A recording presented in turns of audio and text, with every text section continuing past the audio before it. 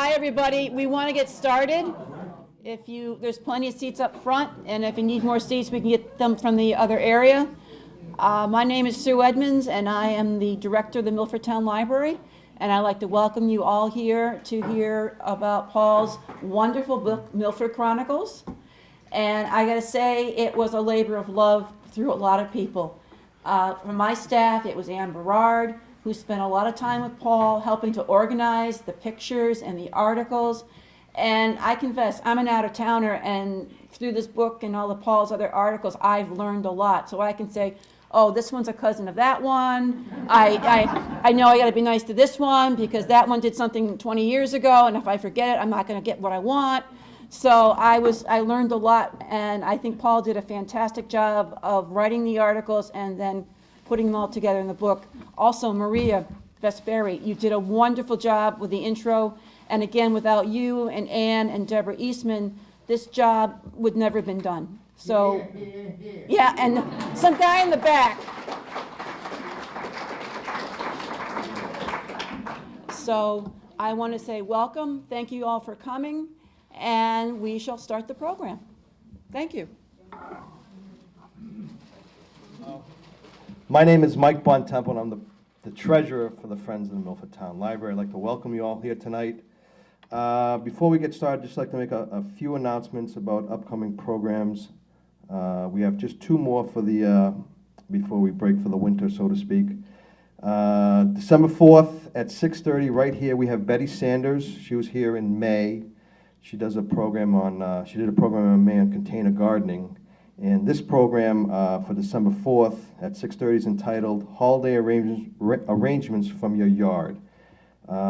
She'll show you that beautiful, long-lasting holiday arrangements don't have to be expensive. You can just get cuttings from your yard, from your different plants, etc., and put them together for beautiful arrangements. And she'll do that that evening right here. She'll put together 3 arrangements, and at the end we will raffle them off.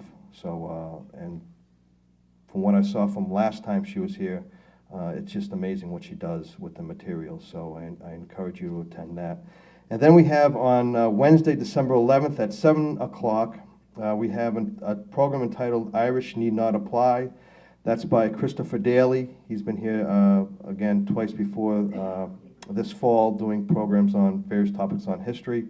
This one is a 90-minute slide lecture on the many facets of the Irish immigrant experience in Boston. So that should be a very good program again as well. For tonight's program, I'm not exactly sure how this is going to go. I don't know if Paul's going to get up and say a few words at any point in time. But for those of you, I think most of you know Paul, but for those of you who don't, I'll just read what's on the back of the book about Paul. Paul Curran is a native of Milford, Mass., and a graduate of St. Mary's High School, class of 1947. He joined the U.S. Army in 1951 and served as an Army photographer and interviewer through the Korean conflict. He later worked as a photojournalist for the New York Daily News and as a studio photographer for Bert Stern.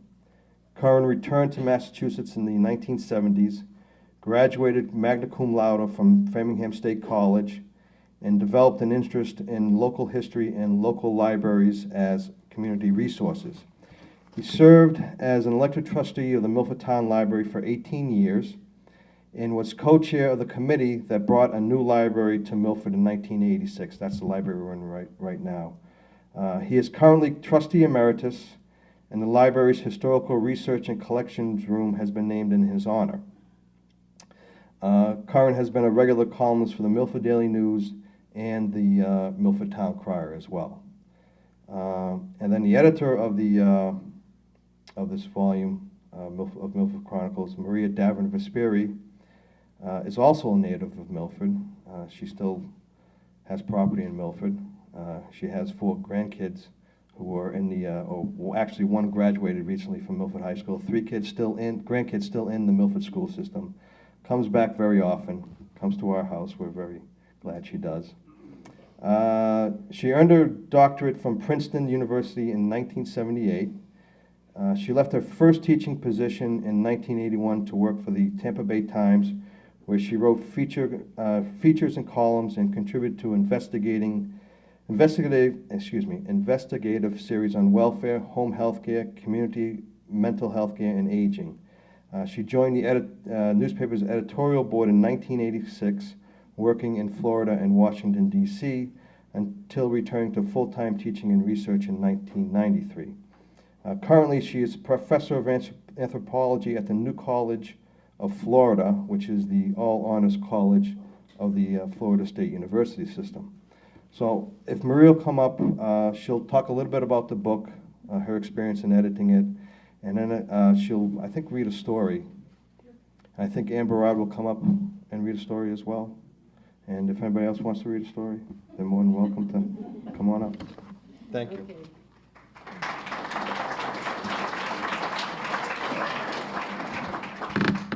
Thanks, Mike. That was a really nice introduction. I appreciate it.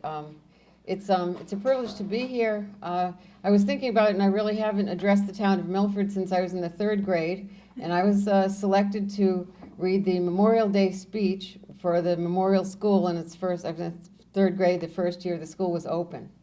And so that was my first public speech in Milford, and my last until today. I've been really privileged to work with Paul on this project. We've known each other for a long time, and I read his pieces in the Milford Daily News, and we started talking about how they might work out as a book. And we had a version of this in 2002, 2003, and for a number of reasons it didn't come together right then, but that was just as well because that was around, when he started working for the Milford Crier. And I think we have the richness of stories that we have now because it's the combination of these. And over a number of years, I think the first one was 1996, and the last one in the book was in 2010. We had a lot to choose from, a lot of discussion with Paul, with Anne, about which ones would be most representative for us. So I know I really enjoyed working with this as far as editing it. Paul's a wonderful, beautiful writer, and he was a pleasure to work with, unlike some students I have to work with or people I have to work with in my own field who write kind of turgid writing. I mean, Paul really understands journalism. He knows how to get to the point and to read something that's meaningful to people of all ages. And I really hope that the high schools will adopt this book because I think there are things in here that I'd love to see kids look at some of these historical markers and go around and try to find them. Mike mentioned, and I don't want to embarrass them, but my daughter and 2 of my granddaughters are here. And we went as recently as last summer up to the Draper Park to check on something that Paul had wanted to put in the book. Are certain names on a marker or aren't they? And I think this is something that invests people in the community in a way. The community has grown so much, and all of you remember when it was a smaller place, a more intimate place in a lot of ways, and I think this is a way to hold that for future generations as well. So it's been a privilege to work on this with Paul, and I'd be glad to answer any questions that you have. I was going to say, as far as editing, all I really did was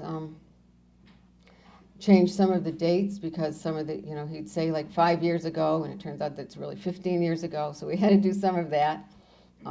And also, we checked on a lot of people. We didn't catch everybody, I don't think, but some people he spoke with have passed away since, and that makes it more poignant in a way. We try to be as up-to-date as we could about that. And but otherwise, this is Paul. This is Paul's work. And what I'd like to do is share a story here with you. And I picked this one because this was the first story that I read that made me say to Paul, this could be a book. He had already been talking about it, and I said, yeah. And he knows this is my favorite. It's called Hopedale's Terrible Casualty. The words were few. They had been torn from an old newspaper, brittle and brown, and they remained by accident. They were a part of the whole and a lingering part of the past. They read, affliction, also to the Hopedale Machine Company for funeral expense, medical attendance, in the sum of $100, and especially to Mr. and Mrs. Willard, who so promptly opened their doors to our wounded and dying one. Mendon, June 21st, 1882. Our wounded and dying one sounded like a battle report from a war zone.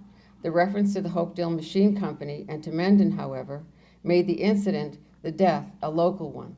But whose death and how? A trip to the Milford Town Library and the assistance of the reference staff brought forth the Milford Weekly Journal on microfilm for June 21st, 1882, and the entire mysterious notice. Mrs. Mary A. Kinsley returns a most grateful thanks to the employees of the Hopedale Machine Company for the sum of $425.36 received June 13th, generously contributed by them for herself and fatherless little ones, and for the many kindnesses shown her at the time of her heavy affliction. Mary Kinsley had obviously lost her husband and her children, their father. But who was he, and how had he become a wounded and dying one?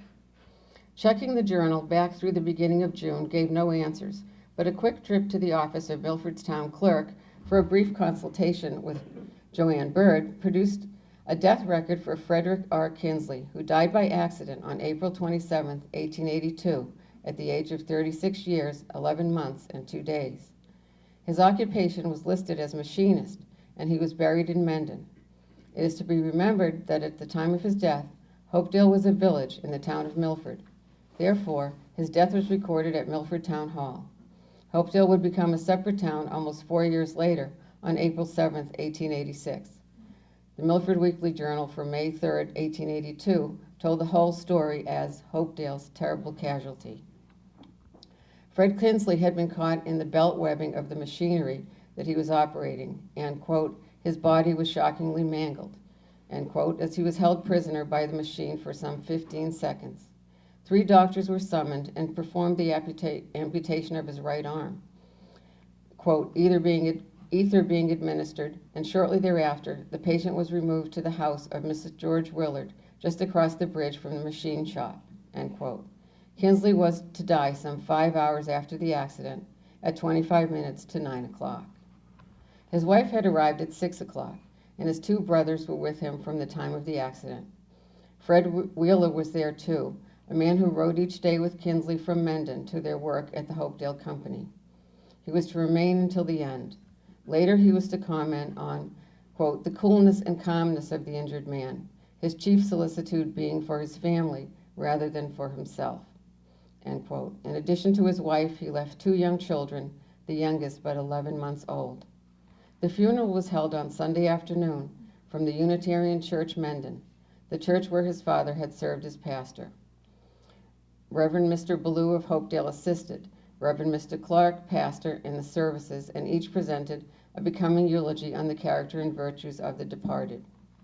Fred Kinsley was buried at Swandale Cemetery that afternoon, and his stone and those of his parents are visible still today. This writer found no record there of his widow or his 2 children. The Mendon correspondent to the Journal wrote that, and this is a long quote, last Thursday, our whole community was bathed in tears when the news came of that terrible calamity which terminated the life of Mr. Fred R. Kinsley. He was one of our highly esteemed neighbors, a young man of most exemplary habits, faithful in all the duties of life, kind in his disposition, quiet in his deportment, and friendly to all, which made him a particular favorite with his associates, who will not soon forget this terrible bereavement. Words can but feebly express the agony of those torturing moments when his life became a sacrifice at the altar of his daily toil. Frugality and industry marked his career, making him beloved and useful to his family and friends.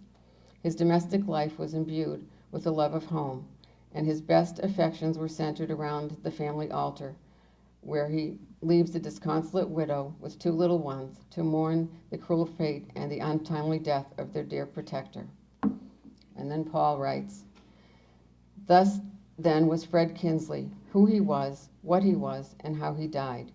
And here now he has lived for a few brief moments, some 130 years later, in the mind of your eye.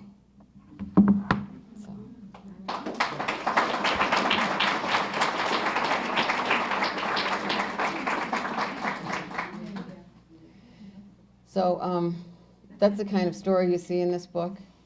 And I think Paul's gift to the community is having these people come back and live for us people who most of us never knew. Now, there are some stories in here that you'll know all the names. They're people downtown, places downtown, but I wanted to go back a little further into the record, and I'm sure someone will come up and read another one now. Anne, maybe? And Anne, I'd like to reiterate what Mike said, and everyone has said about Anne. This book would not be possible without her. Paul and I worked on the text for a long time, but the photographs that are in here, it was really Anne who curated those with the help of several people, Noel Bontempo, my husband Jay Sokolowski, my granddaughter Josephine Ness, who's sitting in the back and who has been Paul's photography friend for ever since she was a very small child. So with that, I'd like to turn it over to Anne.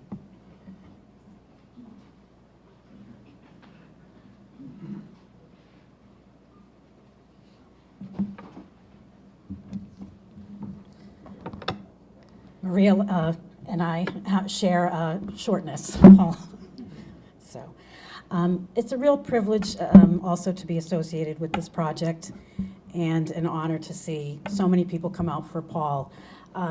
The irony that this reading is taking place the day after Veterans Day is not lost on me, and I think it shouldn't be lost on anyone that's here. Paul's work, there's a thread that runs through it, and it's remembrance for people who have come before, people in all walks of life, men, women, children, who make up a community. The story that I'm going to read now is about the greatest woman I have ever known, and it's about Angelina Monica Senadella.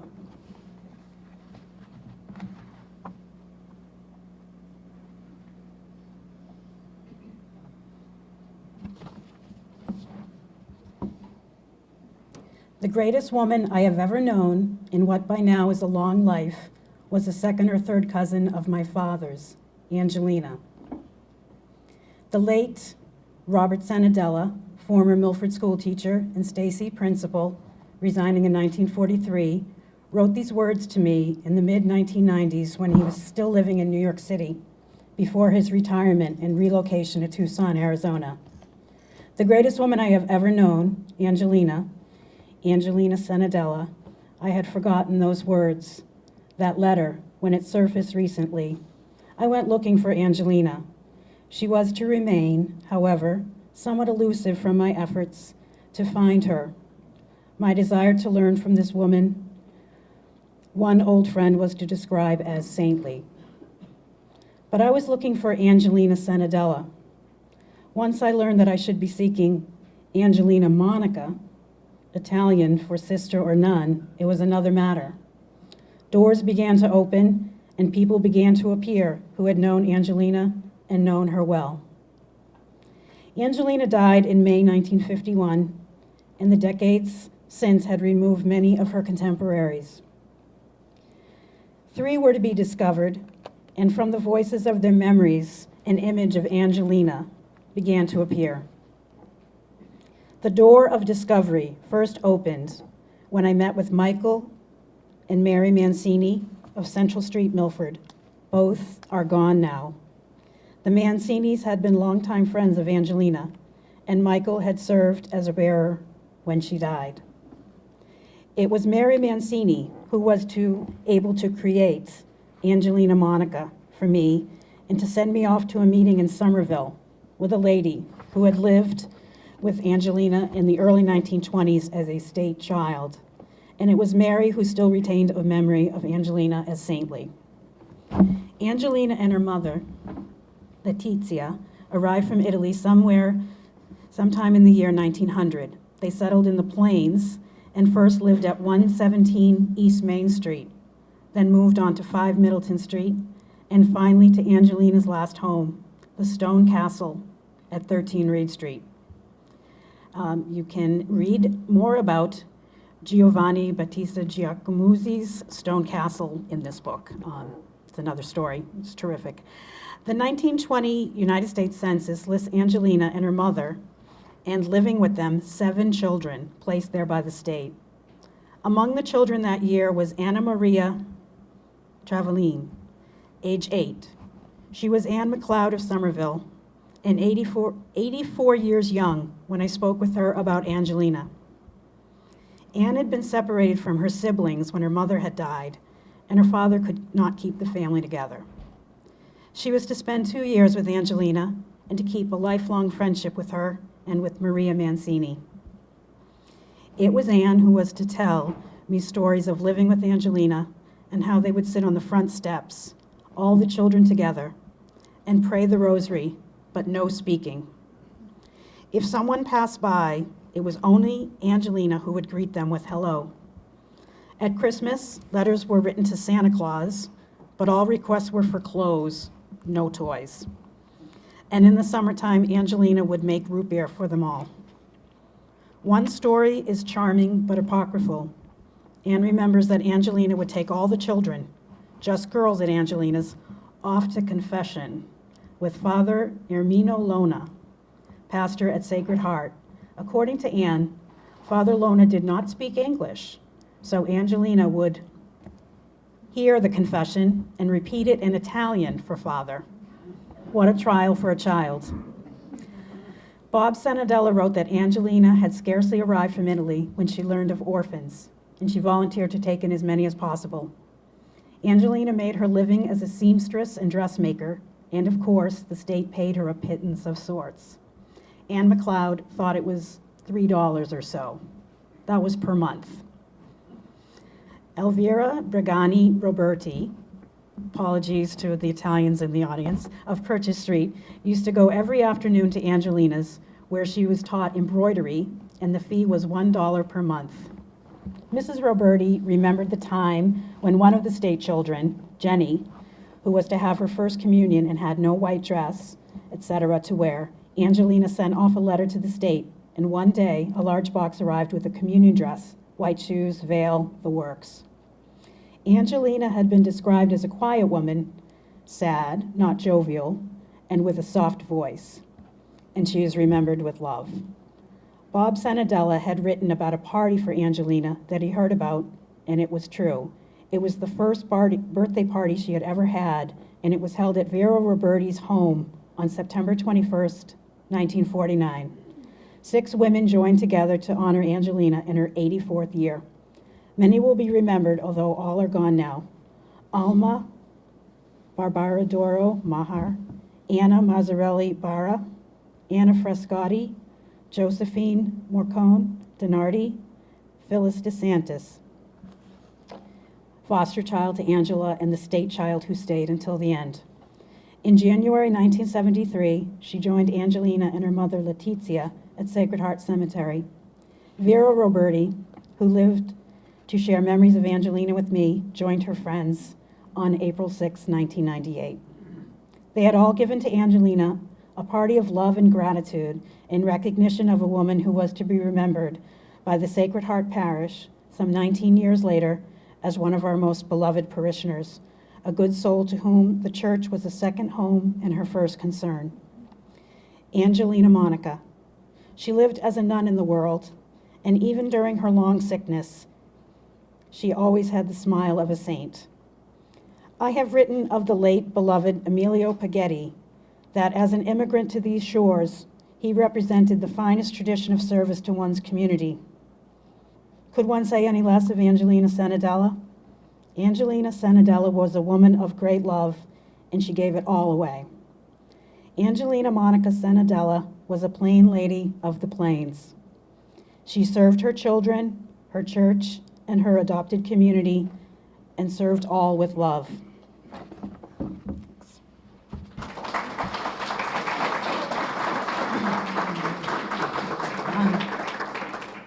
Before I turn it over to the next speaker, I would like to say one thing about the photographs. We have a photographer here with us tonight who captured Paul in the author photo that's in the back of the book. So I want to thank Kathleen Culler.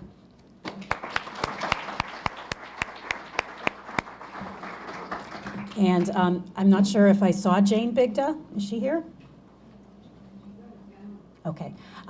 Jane Bigda is the editor of the Mendon Upton and Milford Town Criers, and Jane was extremely generous and enthusiastic about helping this book come together too. And that's all. Thank you.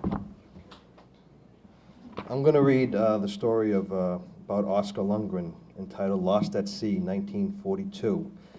Just to give you a little bit of background information, some of the words in here. One of the references will be to Q-ship in this story, and Q-ship refers to Queenstown ship, which was first used by the British in World War I to combat Axis submarines. And Queenstown is a port city in Cork, Ireland. Actually, today it's called Cobh, C-O-B-H. It's the way it's spelled. And if you ever go to Ellis Island, it's one of the port cities that quite a number of immigrants came over from Queenstown. But this is Lost at Sea, 1942. For some time now, I have searched for a story that would focus on the Scandinavian community in Milford. Until the turn of the century, success was elusive. In 1998, for Memorial Day, I wrote of 6 Milford men who died in World War II and had not received memorial markers in their honor. That omission has since been corrected. One of the 6 was Chief Petty Officer Oscar A. Lundgren, Jr., USN. His marker is now in place on Cedar Street just before Route 495. The Lundgren home and family and farm was located at number 324, and even that numbered location is gone. The Lundgrens were early Danish immigrants to America, and the family would come to include the parents, Oscar and Alma, and 8 children. The sons were Charles, Oscar Jr., and William, and their 5 sisters, Elizabeth, Signa, Lillian, Florence, and Harriet. Milford High School, 1920, and a legal secretary to Judge John E. Swift. In preparation for Memorial Day 2000 at Milford's Memorial Elementary School, teacher Joanne D. Morgan contacted me for research information concerning some of our deceased veterans. Knowing her mother, Eleanor Di Maria of library fame, I dared not refuse the request. And the adventure of the search was well worth the yes. Payment would come in the discovery of much new history of the Lundgren family, and especially of Oscar Lundgren, Jr., and his lifetime devotion to his father's adopted country.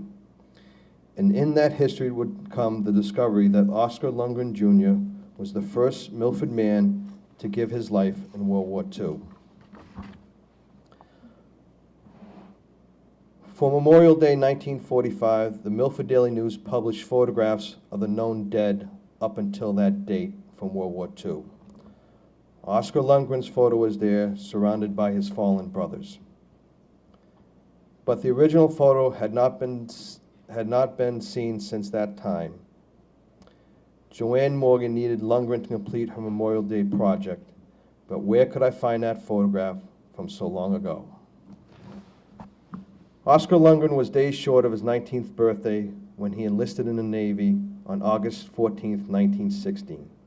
8 months later, America would enter World War I. He would serve in that war, the peacetime Navy, and World War II until his death at sea in the early morning hours of March 27, 1942. At Newport, Rhode Island on June 27, 1927, Oscar Lundgren, USN, married Mary Agnes Sullivan, a Newport resident. In May 1944, Agnes Sullivan Lundgren, Oscar's widowed now, and their 2 children, a son and a daughter, were still living there. I headed for Newport.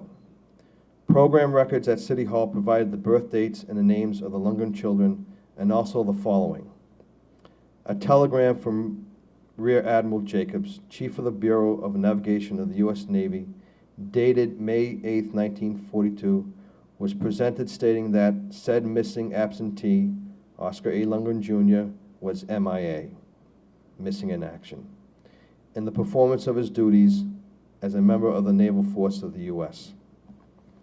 Ironically, the editorial in the Newport Daily News for May 8, 1942, was titled, "Overcoming U-Boats." A German submarine, U-123, was the instrument in the death of Oskar Lundgren and his 138 shipmates, plus the total destruction of their Q ship. Leaving Newport City Hall, I visited the Atlantic Street area and the church where the Lundgrens were married in 1927, St. Augustine's. At the rectory, I was told that I should contact local historian Pat Murphy, an Atlantic Street resident. Pat Murphy wasn't home when I visited. When I rang the old-fashioned metal doorbell, his elderly mother yelled, "Come in." We talked. She assured me that Pat would be home later and I should call him. That evening I called, and within minutes, Pat Murphy, a true local historian, gave me the married name and location of Oskar Lundgren's daughter, Alma. Both Oskar and his brother, William, had named daughters for their mother. The next day I spoke with Oskar's daughter, Alma, and a few days later, her father's photo arrived. Joanne Morgan received a copy for her Memorial Day tribute to Milford's fallen family, and I also sent one along to the Italian-American veterans for their photo display of our lost veterans. Early in February 1942, with his family at Newport, Chief Gunner's mate Oskar Lundgren was transferred to duty at the Portsmouth, New Hampshire Naval Shipyard as a member of the pre-commissioning detail above the Q ship USS Asterion. Both the Asterion and Attic were being prepared there as part of a secret operation designed for the defense against the German submarines that were causing havoc to Allied shipping in the Atlantic. On the afternoon of March 23, 1942, both ships would depart Portsmouth. Shortly before sailing, though, Chief Lundgren was transferred to the ill-fated Attic, as that ship lacked a chief gunner's mate. It would be the first and last sailing for the USS Attic. Q Ships versus U-Boats, America's Secret Project by Kenneth M. Beyer, tells the story of what happened to Milford's Oskar Lundgren and his shipmates of the USS Attic. A portion of the book's dedication is to the officers and men of the USS Attic, all killed in action.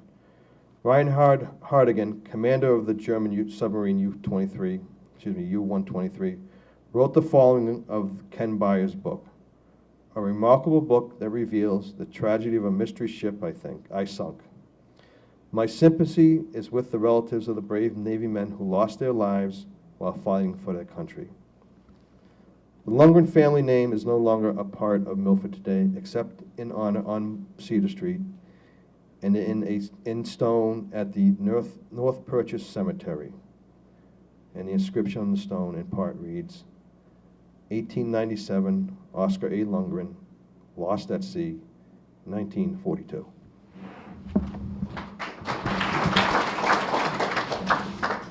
Not a closed fit. They were given to me at the last minute. You look fine. You look fine.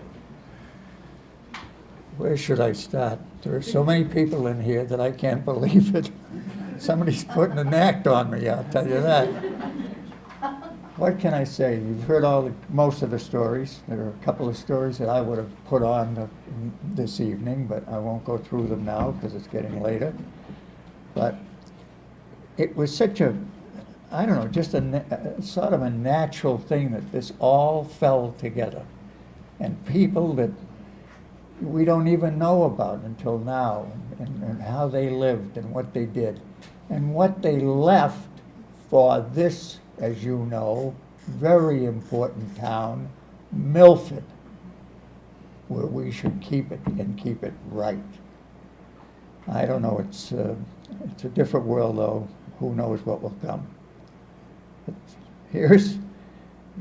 I look at this one as my father's in the front cover, and it just, and look at all the other guys that used to drive a truck for him. It's quite a memory, quite a memory. I would ask you to, if you have young children, tell them what a book is. Let them know it early. It's amazing.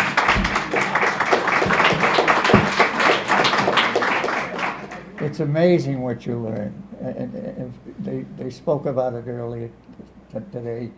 that I quit college at Boston University, and I went over here, and I went over there, and so on. And I went in the Army, and had one of the greatest times that I could ever have. And then I was sent off and had a different job and so forth. But the whole thing was what you can learn, not what you can buy and throw away. Learn the kids to read, please, because they will save children after children after children. Even I managed to get by all right. So try it. I won't tell you any of my bad stories. Thanks for being here, and I hope that you just listen to what you heard tonight, and they're for the right people. If they're sitting, I'm amazed at the number that are here, and I'm very happy, and I thank you for doing it, coming here today. Thank you.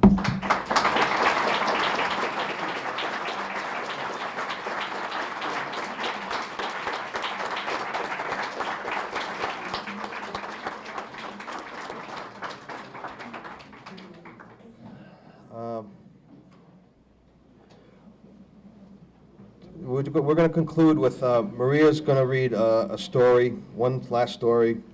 Again, if you're interested in purchasing the book, there's a sign-up sheet in the back. We'll give us the money, we'll order the books, we'll have Paul sign them, then we'll contact you when you can pick them up. Okay?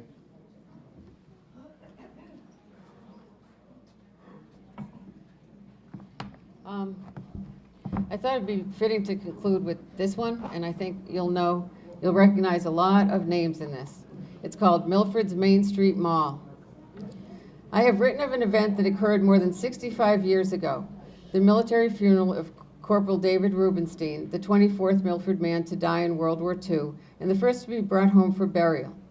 And there's a picture of that on the cover. My account and the cover of this book both feature a memorable photograph, undoubtedly taken by a young and soon-to-be-married Nick Toscas, of a horse-drawn Cassian carrying Rubenstein's flag-covered coffin up Main Street at Lincoln Square. Seen behind the cortege that day, and seen more clearly here in a photograph from October 1959, is an earlier Milford. To many Milfordians, the scene will bring back memories. To younger Milfordians or newer residents, the scene will be a mystery. The photograph shows what was there. Today we see what remains. Milford has changed, and this is but a segment of its time and the people who are in it. Here is an attempt to remember the buildings, but more importantly, the people of that long ago day.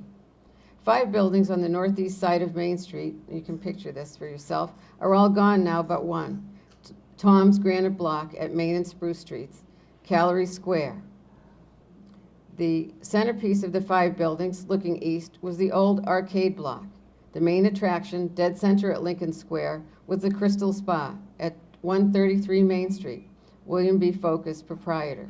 If you didn't go in for a famous hot dog, give me the works. You may have been in the night crowd, waiting for the Boston record to arrive. Ah, the number. Originally called Crystal's Lunch, it later moved to 126 Main Street. The Crystal Spa with Cooch and Mina was a Milford landmark for generations. At 131 Main was the Lee Francis Beauty Shop, founded by Louise Lee Francis Webster of the Dilla Street Websters and sold by her sister, Virginia Webster Honestchuk, to Albert Rayo of 47 Hayward Street.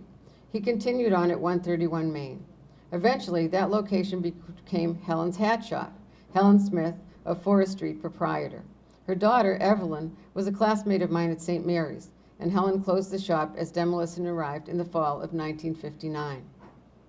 Number 129 Main was the stairway up for an assortment of offices, nooks, and crannies. Attorney David Rosen, remember the bow ties, was there, and his name is still seen on the law offices at 35 Main Street. Doris Ann Francescioni, a 1946 graduate of Milford High School, was Dave Rosen's secretary. In June 1952, she would marry Sid Kurlansky, owner of the Atlantic gas station that faced School Street at the corner of Spruce Street. Also back there and facing School Street was Jimmy's Taxi, telephone 1414, located next to Sharky's Diner, forerunner of Gene's Catering. Jimmy's was run by the DeSabio brothers, Jimmy and Leo. Sharkey was Anthony Ozella. Directly above the Crystal Spa were the rooms of the Milford Board of Health, a longtime tenant. Also located there was the Milford Chamber of Commerce. The school physician in 1948 for the Board of Health was Dr. John R. Cicchetti, having succeeded Dr. John V. Gallagher upon Gallagher's retirement. Throughout the war years and beyond, Alice E. Fitzpatrick, RN, was there, St. Mary's Academy, 1933. At the Board of Health, it's a parochial school nurse. Helen Brough, RN, served as the Milford Public School nurse. The Milford Directory for 1948 lists William Clancy as the Board of Health dentist, but he had died in December 1946, and John A. Cleary, DMD, was appointed to the position. Percy Abel, cigar maker, was upstairs at 129, as was Joseph Kurlansky, also a cigar maker. He was the father of Sidney and also Mrs. David Rosen, but the nooks and crannies of the second floor provided one mystery for me. Alice Marie dressmaking. But who was she? I later learned that she was Alice Marie Intruini of 19 Short Street. A lifelong Milford resident, she died in September 1983. Downstairs at 127 Main was Shea Brothers Market. The brothers had been Dennis and William J. Shea, but in 1948 it was William A. Shea, son of William J. Shea. Shea's was a place in my youth where you could call, the phone number was 9, and order fresh meat and produce, which would be delivered to your home. As a young boy, I was there often and fondly remember a kindly Bill Shea. Next door was David the tailor, David Andriano, uncle of former tax collector Bob Andriano, and Joanna Gonzalez. Working with Dave over the years was Gennaro and Sammy D'Agostino, uncle and grandfather respectively, to the Van Alston family of that time. The Van Alston women have merged with the Collins, Usher, Oliva, and Gallerani families of today's Milford. Next to David the tailor was a small doorway that led to the apartments above. This was Scott's block, old Scott's block, that ran from Dave's at 125 Main to the Jefferson House, rooms, at 109. Alice Foyle, bookkeeper at the former Casey's hardware store for more than 35 years, was a longtime tenant at 123 Main Street. Phyllis Ahern told me that she often watched parades from the open porch or balcony above the business block. In October 1938, a small ad in the Milford Daily News announced the opening of the Stork Shop, infants and children's wear, at 121 Main Street. Margaret G. Marcone, proprietor. A graduate of Milford High School, Mrs. Marcone was also a graduate of the Milford Hospital School of Nursing, 1929. Number 119 Main Street was empty in 1948, but I will never forget the barber, Jimmy Curran, who later occupied the space for more than a half century. When I was a child, my brothers Ross and Leo decided to give me a little spin in an empty barber chair one day. Out I went, crashing. No haircut that day. Today, Tommy Stork continues the family tradition. And Tony Gardella's fruit stand. Remember the roasted peanuts? Tony was assisted by Natal Charles Grillo, Nate the worker, Milford High School, 1946. Nate started with Tony when he was 11 and stayed until Uncle Sam called in 1951. Paul and Doris Charest would open their Chez Vous donut shop at Tony's old location on October 18, 1956. They would move to 192 Main Street, former site of Riesberg's. Number 113 Main was listed as vacant in 1948, but at 113 was the store of the brothers David and Harry Rubenstein, Rubenstein Electric. Harry was the father of Corporal David Rubenstein, and there's a story, First Hero Home, about David Rubenstein's funeral. The same day Corporal Rubenstein's cortege passed through town, April 23, 1948, the Milford Daily News ran an ad for the grand opening of the new Music Nook, Ed Slim Pagnini, proprietor. Location was 115A Main Street, where Freddie and Bruno had operated his music shop.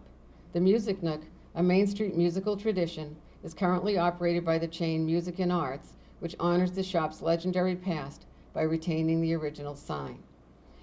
Then came at 111 Main Street, Milford's locksmith, Archie Campagniak, locks, keys, shoes shined, hats blocked. How many problems of panic did he solve? Next door was the entrance to the Jefferson House, Lillian McConnell, proprietor. Tony Gardella lived there and died there on Christmas morning, 1952. Mrs. McGonnell was living on Jefferson Street when she died in October 1971. She is buried at the North Purchase Cemetery, as her mother was, Ida Morey, a Milford native. The Arcade Block, sometimes called the Flatiron Building, and Scott's Old Block were demolished in the fall of 1959. Eventually, the Weber and Rose location, Scott's new block, would go, as well as the Ideal Theater location in the Raftery Block. Many people spoke to me with memories of the Ideal. Bob Andriano recalled having 25 cents for a Saturday matinee at the movies. He would spend 12 cents for his ticket and 10 cents for popcorn, and after the show, he would visit the gum machine in front of the Milford Locksmith store, and the remaining pennies would be gone. The Ideal Theater, how could you forget it? Or Eleanor Ionetti, MHS 42, the Ideal Theater ticket seller, today Mrs. David Gunther. Milford, I love you.